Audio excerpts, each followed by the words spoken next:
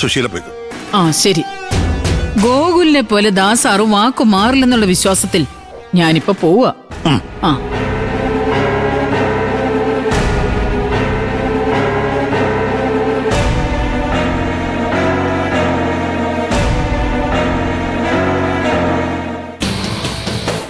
ആ എന്തായാലും ആന്റി നേടാനുള്ളത് നേടിയല്ലോ.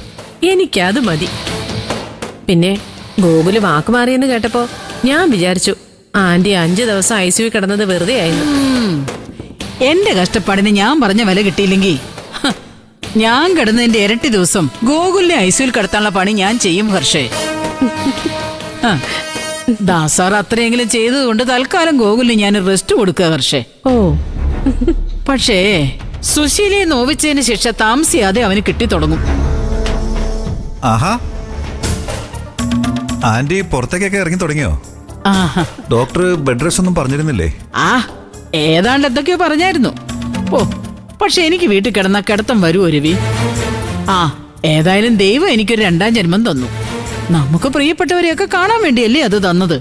അപ്പൊ വീട്ടിനുള്ളിൽ അടച്ചിരിക്കാൻ പറ്റുമോ? എന്നാലും ആന്റി ഒന്ന് സൂക്ഷിക്കുന്നത് നല്ലതാ. അല്ല, എപ്പോഴാ ഒറിജിനൽ അറ്റാക്ക് വരുന്നതെന്ന് അറിയില്ലല്ലോ. അല്ല, ആദ്യം ഒരു നെഞ്ചുവേദനയും തളർച്ചയൊക്കെ വരുന്നത് ഒരു സൂചന മാത്രമാ. അന്ന് രാത്രി തന്നെ ഹോസ്പിറ്റലിൽ നിന്ന് വിടുകയും ചെയ്തു. 2ാമത് വന്നപ്പോൾ ICUവിലും ആയി. മേജർ അറ്റാക്ക് വരുന്നത് 3ാം തവണയാ. ആന്റി, അതിന് ഞാൻ ഒറിജിനൽ അറ്റാക്ക് എന്ന് പറഞ്ഞു. അതുകൊണ്ട് അത് വരാതെ സൂക്ഷിക്കണം ആന്റി. വന്നാ രക്ഷപ്പെടുന്ന കാര്യം വലിയ പ്രയാസമാ. ഓ അതിനൊന്നും എനിക്കൊരു പേടിയില്ല രവി.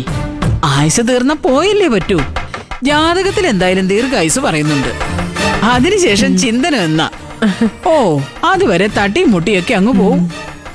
എന്നാ പിന്നെ നിങ്ങൾ സംസാരിച്ചിരിക്കെ, ഞാനൊന്ന് പുറത്തു പോയിട്ട് വരാം. ആയിക്കോട്ടെ രവി.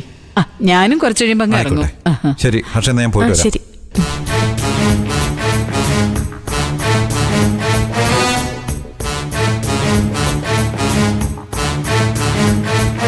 എനിക്ക് വന്ന അറ്റാക്കിന്റെ കാര്യത്തിൽ എല്ലാവർക്കും ഒരു സംശയം ഉണ്ടല്ലേ ഹർഷേ? ഓ സംശയിക്കുന്നവര് സംശയിക്കട്ടെ ആന്റി. ദേ ആന്റി ചികിത്സിച്ച ഡോക്ടറുടെ റിപ്പോർട്ട് നമ്മുടെ കയ്യിലുണ്ടല്ലോ. നമുക്കത് മതി. ആന്റി ഇങ്ങോട്ട് വന്നേ.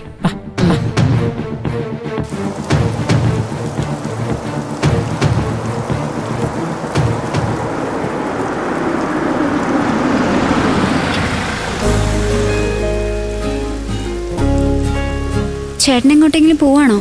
അതെ. ഹർഷയും സുശീലാൻ്റെ ഒക്കെ അകത്തുണ്ട്. സുശീലാൻ്റെ ഉണ്ടോ? നന്നായി. ഞാൻ ആന്റിയെ കാണാൻ വേണ്ടി ഇറങ്ങിയ. എന്നാ നീ അങ്ങോട്ട് ചെല്ലേ. ഞാനെന്നാ പോയിട്ട് വരാം. ശരി ഏട്ടാ. ശരി എന്നാ.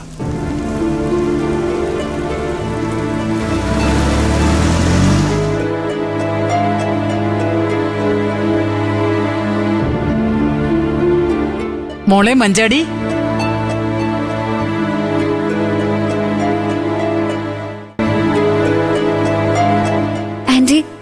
ആന്റിക്ക് ഇപ്പൊ എങ്ങനെയുണ്ട്? അസുഖമൊക്കെ ഭേദമായോ? ദൈവം ആന്റിയുടെ ജീവൻ രക്ഷിച്ചു തന്നു മോളെ. പക്ഷെ നിനക്കുണ്ടായ അവസ്ഥ അറിഞ്ഞപ്പോ ആന്റിക്ക് മരിച്ചാ മതിയായിരുന്നു എന്ന് തോന്നിപ്പോയി. ആന്റി എന്തിനാ മരിക്കുന്നത്? എന്നെയും ജീവനെ ഒരുമിപ്പിക്കാനല്ല ആന്റി ശ്രമിച്ചുള്ളൂ. ഞാൻ ജീവന് വേണ്ടി പ്രാർത്ഥിക്കുന്നതിനോടൊപ്പം ആന്റിക്ക് വേണ്ടിയും പ്രാർത്ഥിക്കുന്നുണ്ടായിരുന്നു. ഞാനും ഹർഷയും കൂടി നിന്നെ കാണാൻ ജീവന്റെ വീട്ടിലേക്ക് വരാനിരിക്കുകയായിരുന്നു. അപ്പോഴാ മോൾ ഇങ്ങോട്ട് വന്നത്. അല്ല മോളെ, നീ ആ വീട്ടിൽ തന്നെ നിൽക്കാൻ തീരുമാനിച്ചോ മഞ്ചാടി? അതെ ആന്റി, എനിക്ക് വേണ്ടിയാ ജീവൻ അവന്റെ അച്ഛനെ അമ്മയും വിട്ട് ആ വീട്ടിൽ നിന്ന് ഇറങ്ങിയത്. ഇനി അവർക്ക് കൂട്ടായി ഞാനെങ്കിലും വേണ്ടേ? എന്നെയും ജീവനെ ഒരുമിപ്പിക്കാൻ ഏറ്റവും കൂടുതൽ ആഗ്രഹിക്കുകയും അതിനുവേണ്ടി എല്ലാ സഹായവും ചെയ്തതും നിങ്ങൾ രണ്ടുപേരുവാ. ഇനി എനിക്ക് ജീവൻ എന്താ സംഭവിച്ചെന്ന് അറിയണം. അതിനും നിങ്ങൾ എന്റെ കൂടെ നിൽക്കണം.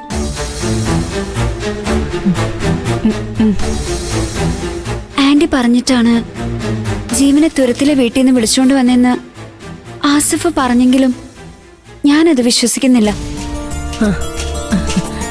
ആസിഫിനെ കൊണ്ട് മറ്റാരെങ്കിലും ചെയ്യിച്ചതായിരിക്കാനാ സാധ്യത. അതാരായിരിക്കുമെന്ന് ആന്റിക്ക് വല്ല ഊഹമുണ്ടോ? ആ ഗോകുലിന് പണി കൊടുക്കാൻ പറ്റിയ ചാൻസ് ആയിരുന്നു. ഇവളെ അവന്റെ മുമ്പിൽ ഇട്ടുകൊടുത്താൽ അവൻ അനുഭവിച്ചോളൂ. ആന്റി എന്താ ആലോചിക്കുന്നത്? ജീവനോട് വെറുപ്പുള്ള ആരെങ്കിലും ഉണ്ടെങ്കിൽ എന്നോട് കൂടി പറ ആന്റി. എനിക്കറിയണം അവരെന്റെ ജീവൻ എന്താ ചെയ്തതെന്ന്. ആ, ജീവനെ ചതിച്ചത് ജീവനോട് പകയുള്ളവര് തന്നെ ആയിരിക്കണമെന്നില്ല മഞ്ചാടി. നിന്നോട് പകയുള്ള ആരെങ്കിലും അവന് മതിയല്ലോ. ജീവനെ വള്ളത്തെ കയറ്റിക്കൊണ്ടുപോയി അപകടപ്പെടുത്താൻ മാത്രം എനിക്ക് ആരാ എന്റെ ഈ ശത്രുക്കള്? എന്റെ ബന്ധുക്കളാരും എന്നോട് അത്ര വലിയ ക്രൂരത കാണിക്കില്ലെന്നാ എന്റെ വിശ്വാസം. നിന്റെ ബന്ധുവാകാൻ ആഗ്രഹിച്ചു നടന്ന ഒരുത്തനുണ്ടല്ലോ, സച്ചി സാറിന്റെ മകൻ ഗോകുൽ.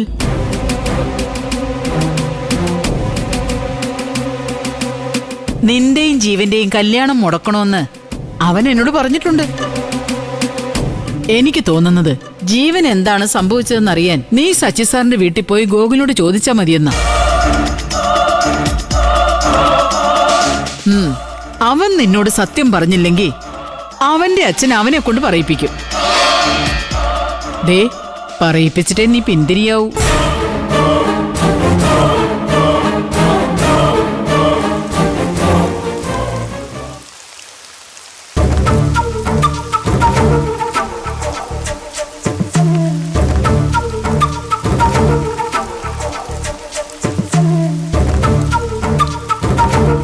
അങ്കിൾ എന്താ പെട്ടെന്ന് ഇങ്ങനെ ഒരു തീരുമാനം എടുക്കാൻ?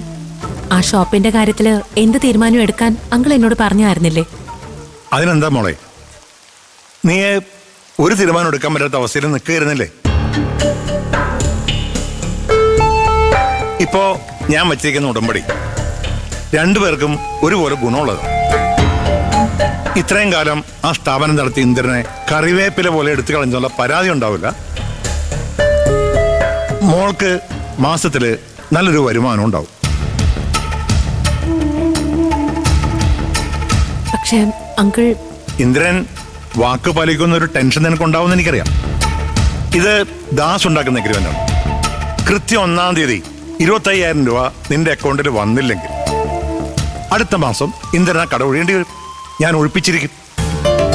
അല്ല, ഈ വ്യവസ്ഥ ഇന്ദ്രേട്ടൻ അംഗീകരിച്ചോ? അവനൊരിക്കലും അംഗീകരിക്കാതിരിക്കാൻ പറ്റില്ലനോ. അവന്റെ അമ്മയും ഞാനുമായിട്ടാണ് കരാറ്. സുശീല അംഗീകരിച്ച പിന്നെ ഇന്ദ്രന് വേറെ തീരുമാനമില്ലല്ലോ. ഇല്ല അങ്കിൾ, ഇന്ദ്രേട്ടന് ഇത് അംഗീകരിക്കാൻ പറ്റില്ല. ഞങ്ങൾ എല്ലാവരും കൂടി കടയുടെ കാര്യത്തില് വേറൊരു തീരുമാനത്തിൽ എത്തിയിരിക്കായിരുന്നു. വേറെന്ത് തീരുമാനം?